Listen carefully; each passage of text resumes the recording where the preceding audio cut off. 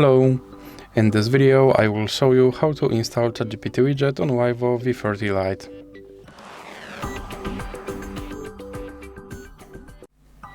So you have to start by opening your Google Play Store, then click on search bar and type in Wally AI and click search. And now click install.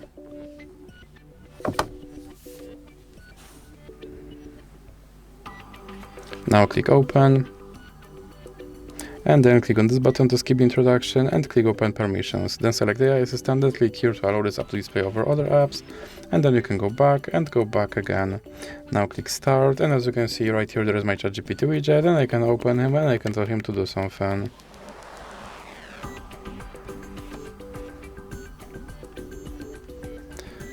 And as you can see, he responded. And if you want to remove him from your screen, simply drag him into the X icon in the middle. So that's it for this video. If you liked it, please remember to leave a like and subscribe.